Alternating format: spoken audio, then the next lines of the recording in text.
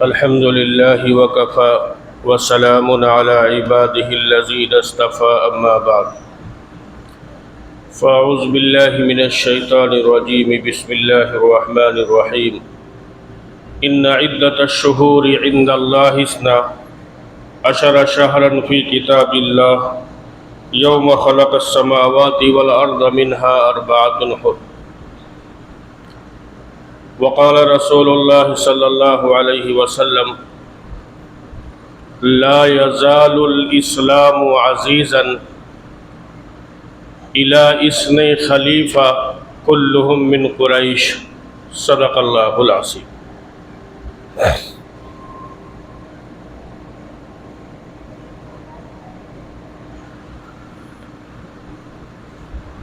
محرم الحرام کا مہینہ جس کی آج 9 تاریخ ہے،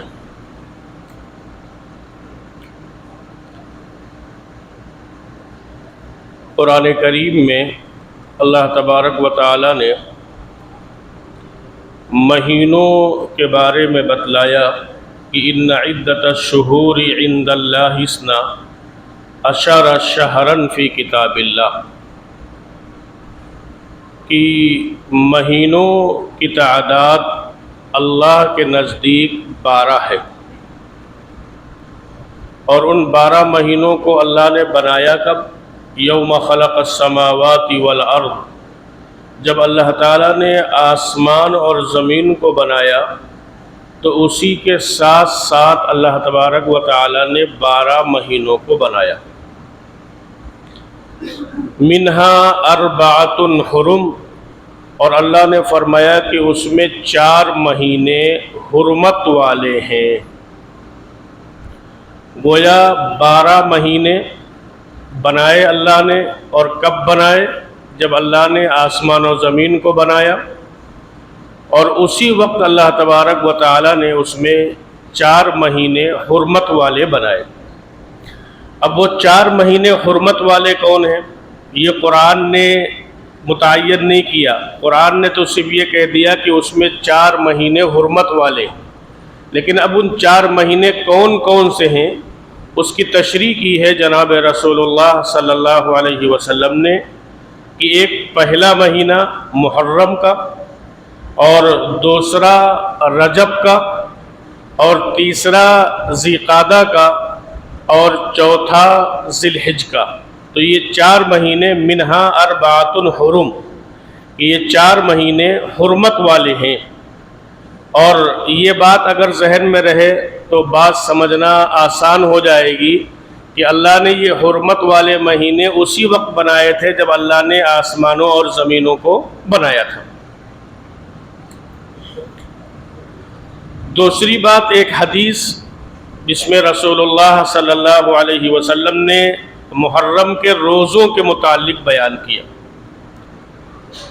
کہ افضل الصیام بعد رمضان شہر اللہ المحرم، کہ رمضان کے بعد سب سے افضل روزے اللہ کے مہینے محرم کے روزے ہیں۔ تو ایک تو اللہ نے فرمایا منہا 4 حرم، کہ حرمت والے مہینوں میں سے ایک مہینہ محرم بھی ہے، اور دوسری بات یہ کہ رسول اللہ صلی اللہ علیہ وسلم نے فرمایا کہ منہا 4 حرم، کہ 4 مہینے شہر اللہ المحرم، کہ اللہ کے مہینے محرم کے روزے۔ تو محرم کو حضور صلی اللہ علیہ وسلم اللہ کا مہینہ بتلا رہے، اور رسول اللہ صلی اللہ علیہ وسلم اس کو حرمت والا مہینہ بتلا رہے۔ دونوں چیزیں ذہن میں رہیں۔ اب اس کے بعد میں آئیں آپ حالات پر، کہ اکثر خطبہ اور شعراء اور لکھنے والے اور پڑھنے والے اور بیان کرنے والے، وہ جو بیان کرتے ہیں تو اس کا لب لباب اور اس کا پس منظر یہ سمجھ میں آتا ہے۔ آپ محرم کے خطبہ کو دیکھ لیجئے، یا محرم کی مجالس کو دیکھ لیجئے، یا جو شعراء اشعار کہتے ہیں ان کو آپ دیکھ لیجئے، تو ایسا محسوس ہوتا ہے ان تمام چیزوں کے بعد میں کہ سن 61 ہجری میں اسلام خطرے میں تھا،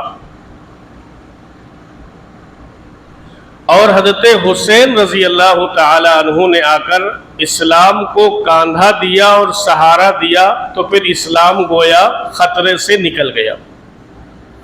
تقریباً اگر آپ غور کریں اور بیانات سنیں، اشعار سنیں، تو ایسا محسوس ہوتا ہے اور ایسا احساس ہوتا ہے، اور گویا یہ احساس کرایا جاتا ہے کہ اسلام 61 ہجری میں خطرے میں تھا۔ اب میں آپ کو اس سلسلے میں ایک مثال دوں کہ اس ملک میں انگریز آئے، اور آنے کے بعد میں انہوں نے 200 سال تک اپنا حکومت کا نظام چلایا۔ اسی طریقے سے آپ مغلوں کا دور دیکھ لیں، جنہوں نے 400 سال تک اس ملک پر مغلوں نے صرف حکومت کی۔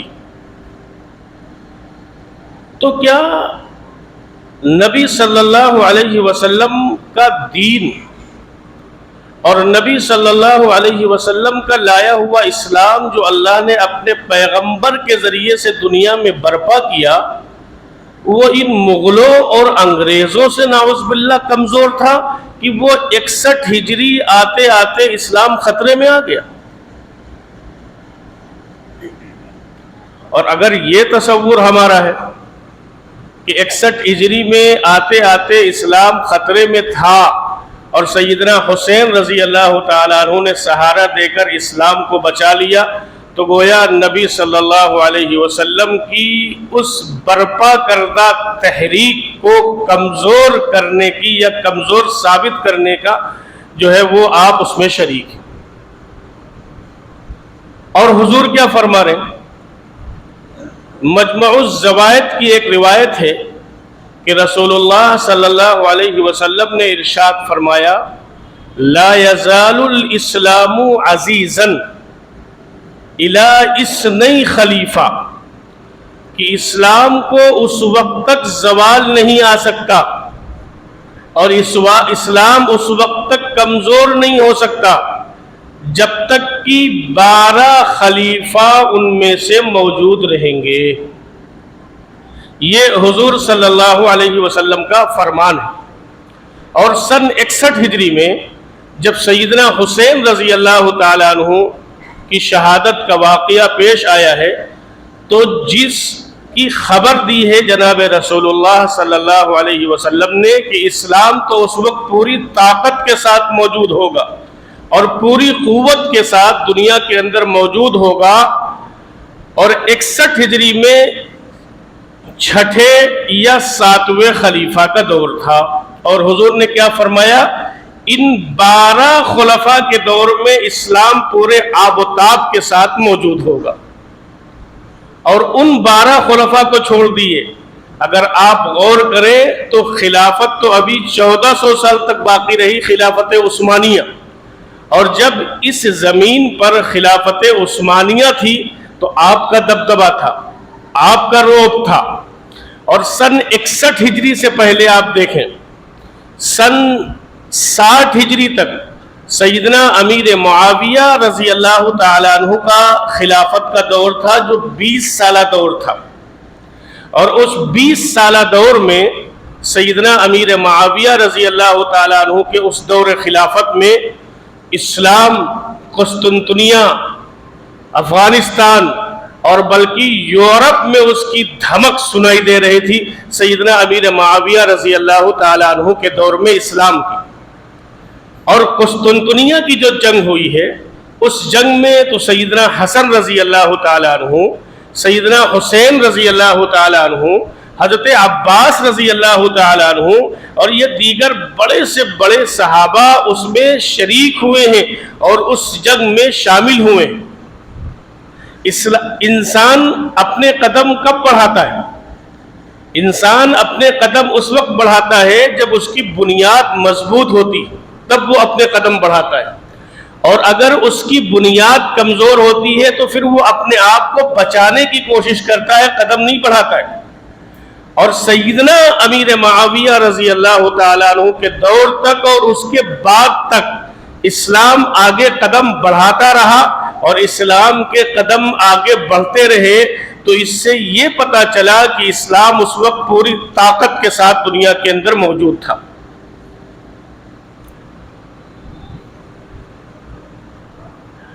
لیکن تأثر یہ دیا گیا، بتلایا ہمیں یہ گیا کہ اگر اسلام کی یہ شہادت نہ ہوتی تو اسلام خطرے میں تھا، جبکہ اگر اس معرکے کو دیکھا جائے، مجھے اس موضوع پر نہیں جانا، پھر کسی جمعے کو اس پہ بات ہوگی۔ حضرت ام سلمہ رضی اللہ تعالی عنہا بیان فرماتی ہیں، جو حضور کی زوجہ محترمہ ہیں، طبرانی کی روایت ہے کہ رسول اللہ صلی اللہ علیہ وسلم نے مجھ سے فرمایا کہ حضرت حسین کو قتل کرنے والے مسلمان ہوں گے۔ یہ میں نہیں کہہ رہا، طبرانی کی روایت ہے، حضرت ام سلمہ اس کی راوی ہیں اور جناب رسول اللہ صلی اللہ علیہ وسلم بیان فرما رہے ہیں اور حضرت جبرائیل بیان فرما رہے ہیں۔ گویا دو معصوم یہ بات کہہ رہے ہیں، حضور بھی معصوم، حضرت جبرائیل بھی معصوم، اور حضرت ام سلمہ طبرانی کی روایت نقل کرنے والی کہ حضرت حسین رضی اللہ تعالیٰ عنہ کو جو شہید کریں گے وہ مسلمان کریں گے۔ گویا دو مسلمانوں کی آپس کی چپقلش کے نتیجے میں سیدنا حسین رضی اللہ تعالیٰ عنہ کی شہادت کا واقعہ پیش آئے گا۔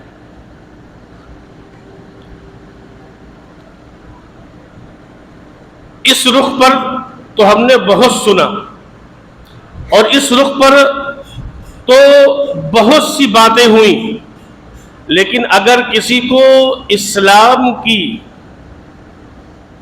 اور دین کی تھوڑی بہت بھی سوجھ بوجھ ہوگی تو پھر وہ اس پروپگنڈے پر ٹھہر نہیں پائے گا، بہت دیر تک رک نہیں پائے گا کہ سیدنا حسین رضی اللہ تعالیٰ عنہ کے دور میں اسلام خطرے میں تھا۔ اگر دین کی سوجھ بوجھ ہوگی تو پھر اس پر وہ کھڑا بہت دیر تک رہ نہیں پائے گا۔ اب آپ آئیں اس رخ سے دوسرے رخ پر کہ جس وقت واقعی اسلام خطرے میں تھا اور جس وقت کے خطرے کی دہائی دی تھی اللہ کو اللہ کے پیغمبر حضرت محمد الرسول اللہ صلی اللہ علیہ وسلم نے، اس پر ہم اور آپ غور کریں کہ حضور صلی اللہ علیہ وسلم کی 13 سالہ مکی زندگی اور 13 سالہ مکی زندگی کے بعد جب آپ نے ہجرت فرمائی اور ہجرت فرما کر مدینہ منورہ تشریف لے گئے، اور مدینہ منورہ تشریف لے جانے کے 1 سال پورا، اور پھر اس کے بعد میں جو دوسرا سال آیا ہے تو 9 مہینے میں جب رمضان کا مہینہ آیا تو گویا تقریباً 15 سال ہو رہے ہیں۔ حضور کے دنیا میں نبوت کے اعلان کرنے کے بعد میں تقریباً 15 سال ہو رہے ہیں، یعنی 3 مہینے کم 15 سال۔ ہجرت فرمانے کے بعد میں ادھر مکہ کے لوگ 1000 کا لشکر لے کر مدینہ منورہ پر جناب رسول اللہ صلی اللہ علیہ وسلم اور آپ کے اصحاب پر حملہ کرنے اور آپ کو گویا صف ہستی سے مٹانے کے لیے 1000 کا لشکر لے کر وہاں بدر کے میدان میں پہنچ گئے۔ حضور علیہ السلام کی ان 15 سالہ محنت کے نتیجے میں جو افراد تیار ہوئے تھے وہ کتنے تھے؟ کتنے افراد تھے بدر میں؟ 313 افراد 15 سالہ محنت کے نتیجے میں تیار ہوئے تھے، اور حضور صلی اللہ علیہ وسلم ان کو لے کر بدر کے میدان میں گئے تھے۔ اس وقت حضور صلی اللہ علیہ وسلم اللہ سے دہائی دے رہے تھے اور اللہ سے فریاد کر رہے تھے، اور آپ نے اپنی دعاؤں میں اور اللہ سے اپنی باتوں میں آپ نے یہ بات بھی فرمائی تھی کہ اللہ اس وقت یہ کفار ہم کو جھوٹا ثابت کرنے کے لیے پوری کوشش کر رہے ہیں، آپ بدر کی اس دعا کو اور اس گفتگو کو اٹھا کر عربی میں پڑھ لیجئے. اس کا مفہوم میں آپ کو بتلا رہا ہوں کہ حضور فرما رہے کہ اللہ اس وقت یہ کفار پوری دنیا میں ہم کو جھوٹا ثابت کرنے کی کوشش کر رہے ہیں، حالانکہ میں آپ کا نبی ہوں، حالانکہ میں آپ کا نبی ہوں. اور اے اللہ، آپ نے اپنے نبی سے یعنی مجھ سے جو وعدہ فرمایا ہے اس وعدے کو اللہ آج پورا کریے. یہ کون کہہ رہا ہے؟ جناب رسول اللہ صلی اللہ علیہ وسلم بدر کے میدان میں کہہ رہے ہیں. اور پھر آگے حضور صلی اللہ علیہ وسلم نے ارشاد فرمایا، جس کا مفہوم میں بتلا رہا ہوں. آپ نے فرمایا کہ اے اللہ، یہ لوگ جن کو لا کر میں نے بدر میں کھڑا کر دیا ہے، اگر آپ نے ان کی مدد نہ فرمائی اور ان کفار نے ان کو ہلاک کر دیا تو پیغمبر فرما رہے کہ اللہ اس روئے زمین پر اب آپ کے بعد، ان کے بعد پھر آپ کا نام لینے والا کوئی باقی نہیں رہے گا. یہ دہائی دی تھی جناب رسول اللہ صلی اللہ علیہ وسلم نے، اللہ سے یہ فریاد کی تھی. گویا اگر کہا جائے تو اس وقت بظاہر لگ رہا تھا اسلام خطرے میں، جس وقت کل 313 کی تعداد تھی مسلمانوں کے پاس اور نبی صلی اللہ علیہ وسلم کے پاس، اور میدان میں لے کر حضور علیہ السلام اس مجمع کو لے کر پہنچ گئے تھے. اور اس کے بعد میں ادھر 1000 کی تعداد تھی. میں آگے بڑھنے سے پہلے ایک سوال کروں آپ سے. جو تاثر دیا گیا، جو خطبہ اور شورا کے ذریعے سے پیغام دیا گیا، یہ بتلائیے آپ کہ بدر میں کتنے صحابہ شہید ہوئے تھے؟ کوئی بتائے گا؟ اس مجمع میں میں کسی کو وہ نہیں کرنا چاہتا ہوں، لیکن میں جو بات کر رہا، کیا کسی مسلمان کو معلوم ہے کہ بدر میں کتنے مسلمان شہید ہوئے تھے؟ کیا تاثر دیا گیا؟ آپ کو کہاں لے جا کر کھڑا کر دیا گیا؟ بدر کے وہ شہداء، میں بخاری کی ایک روایت بتلاؤں پھر بات آگے بڑھاؤں. حضرت جبرائیل علیہ السلام تشریف لائے، بخاری کی روایت پڑھ کے سنا رہا ہوں. اور آنے کے بعد میں حضرت جبرائیل نے حضور سے فرمایا کہ اللہ کے پیغمبر یہ بتلائیے کہ بدر کے شرکاء کی آپ کے نزدیک ان کا کیا مقام ہے؟ تو کہتے جبرائیل خود تو نہیں آ گئے ہوں گے، اللہ نے بھیجا ہوگا نا. اور حضرت جبرائیل، بخاری میں روایت موجود ہے کہ حضور سے پوچھ رہے ہیں کہ یہ بتلائیے کہ بدر کے شرکاء کے آپ کے نزدیک ان کی کیا اہمیت ہے اور ان کا کیا مقام ہے. تو جانتے ہیں حضور صلی اللہ علیہ وسلم نے کیا فرمایا؟ آپ نے فرمایا کہ بدر کے شرکاء تمام مسلمانوں سے افضل ہے. یہ بخاری میں روایت موجود ہے. حضور صلی اللہ علیہ وسلم نے فرمایا کہ بدر کے شرکاء اور شہداء جو شریک ہوئے اس میں شہید بھی ہوئے، تو بدر کے شرکاء اور شہداء یہ دنیا کے تمام اہل ایمان اور تمام انسانوں سے افضل ہیں. یہ بات فرمائی جناب رسول اللہ صلی اللہ علیہ وسلم نے. اس کے جواب میں حضرت جبرائیل علیہ السلام نے جانتے ہیں کیا فرمایا؟ حضرت جبرائیل نے فرمایا کہ اے اللہ کے رسول، جو فرشتے بدر میں آپ کی مدد کے لیے آئے تھے، کیونکہ بدر ایک ایسی جنگ ہے کہ اس میں اللہ نے فرشتوں کو بھیجا تھا، تو حضرت جبرائیل حضور کے اس جواب کے بعد فرما رہے ہیں کہ جو فرشتے آپ کی مدد کے لیے بدر کے میدان میں آئے تھے، وہ فرشتے تمام فرشتوں میں سب سے افضل ہیں. مقام اور اعتبار سے وہ سب سے زیادہ فضیلت والے ہیں. یہ حضرت جبرائیل علیہ السلام خبر دے رہے ہیں. اور اسی روایت کو میں آگے بڑھا کر کہوں کہ پھر اس کے بعد میں حضور نے فرمایا اللہ فرما رہا ہے. حضور نے کیا فرمایا اسی بخاری کی روایت میں کہ اللہ فرما رہا ہے کہ بدر کے شرکاء کی اللہ نے مغفرت فرما دی. بدر کے شرکاء کی اللہ نے مغفرت فرما دی. اور بڑی عجیب بات حضور نے فرمائی کہ اللہ فرما رہے کہ اب جو چاہیں یہ کرے، اللہ نے ان کی مغفرت کا فیصلہ کر دیا. کتنی بڑی گارنٹی دے رہا ہے اللہ تعالیٰ کہ اب جو چاہیں یہ کریں. اللہ تعالیٰ نے ان کی مغفرت کا فیصلہ کر دیا. گویا اللہ یہ گارنٹی دے رہا ہے کہ یہ بدر کے شرکاء اسلام کے خلاف کوئی کام کر ہی نہیں سکتے ہیں. اس لیے اللہ فرما رہا ہے کہ اب جو چاہیں یہ کریں. اللہ نے ان کی مغفرت فرما دی ہے جنتی. جس وقت اسلام خطرے میں تھا اس بدر کے شرکاء میں 14 صحابہ شہید ہوئے تھے. کتنے صحابہ شہید ہوئے تھے؟ 14 صحابہ بدر کے اندر، بدر کے میدان میں 14 صحابہ شہید ہوئے تھے.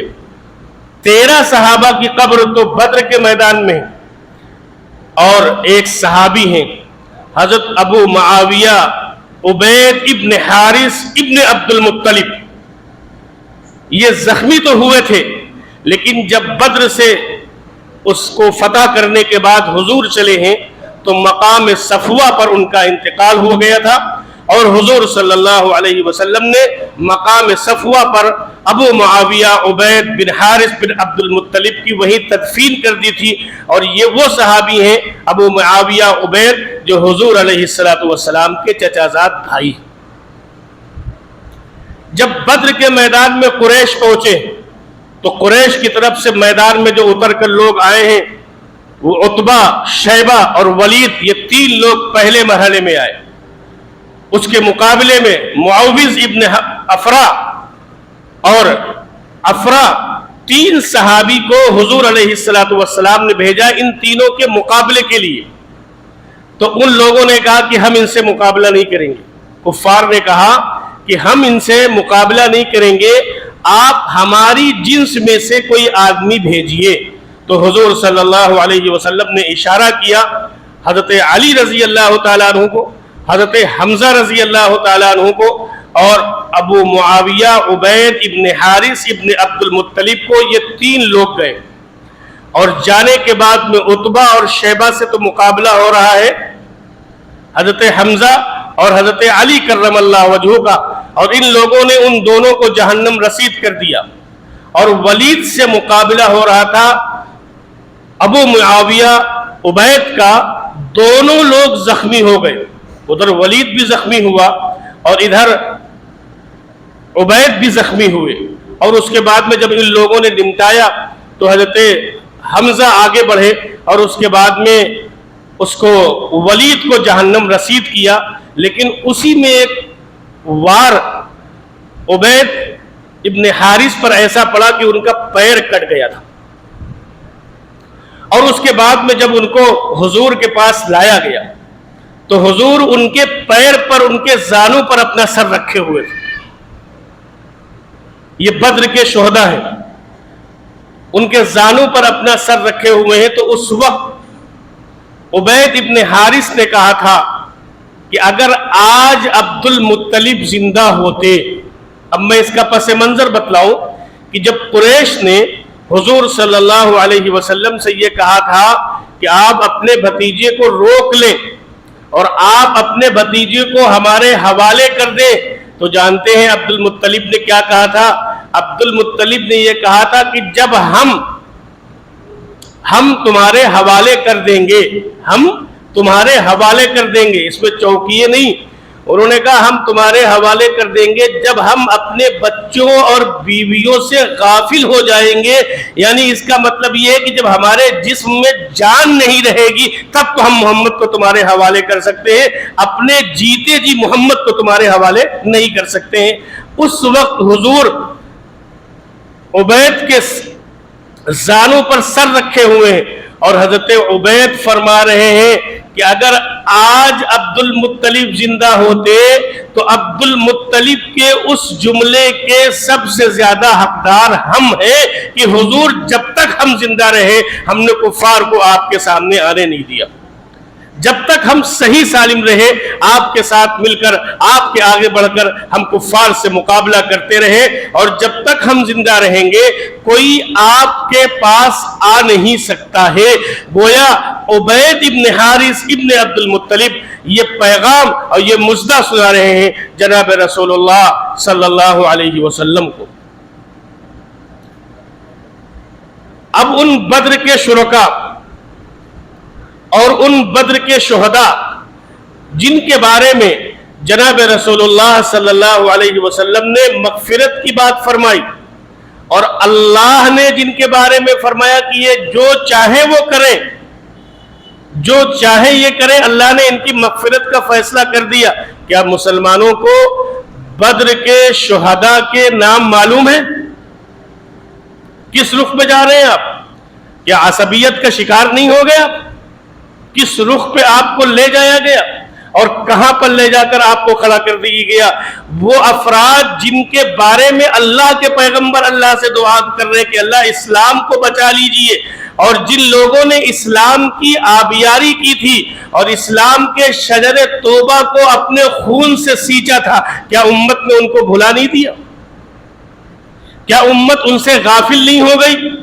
کیا امت ان کے ناموں سے غافل نہیں ہو گئی جنہوں نے اول مرحلے میں اسلام کو اپنا خون دے کر اسلام کو سینچا تھا؟ میرے دوستو،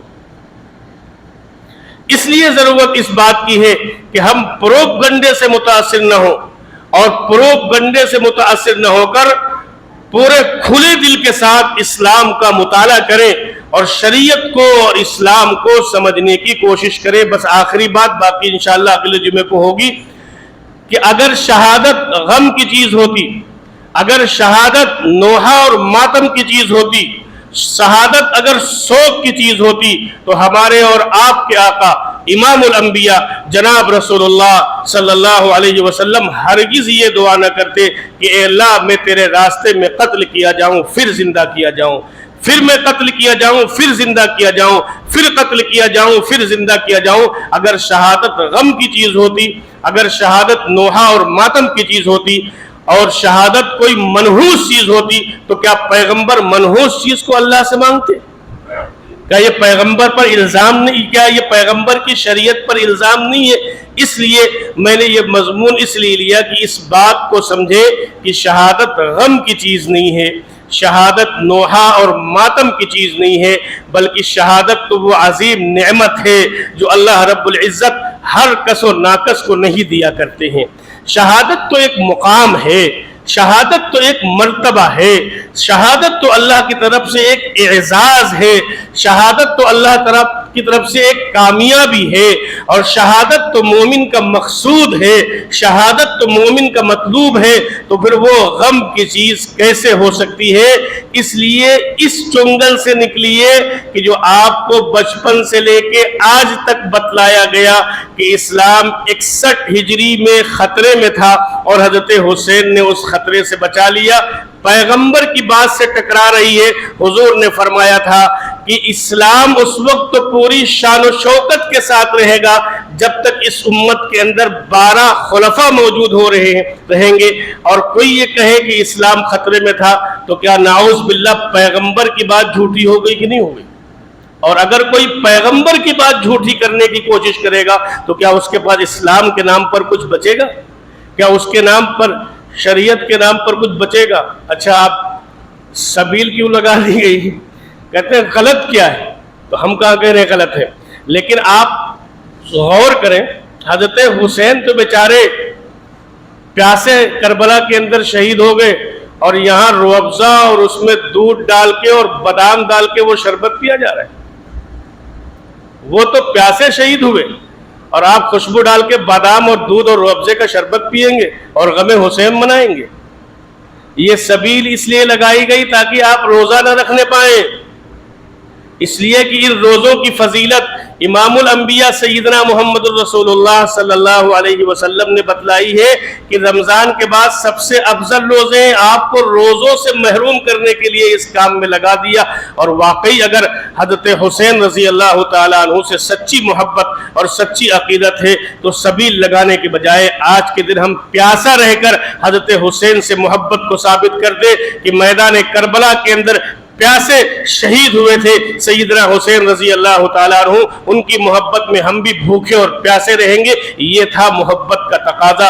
بہرحال مجھے اس مضمون کی طرف نہیں جانا، لیکن اتنی بات ضرور کہہ رہا ہوں کہ شہادت غم نوحہ اور ماتم کی چیز نہیں ہے۔ زندگی رہی تو انشاءاللہ اگلے ہفتے میں نے ایک بات کہی تھی کہ حضرت حسین رضی اللہ تعالیٰ عنہ کا جو मारका हुआ था और ये जो मुकाबला हुआ था वो कुफ्र से नहीं हुआ था बल्कि मुसलमानों से हुआ था। इस सिलसिले में इंशाल्लाह अगले हफ्ते कुछ बात आएगी। गर्मी बहुत है, इससे ज़्यादा वक्त नहीं लेना। अल्लाह हम सबको अमल की तौफीक अता फरमाए।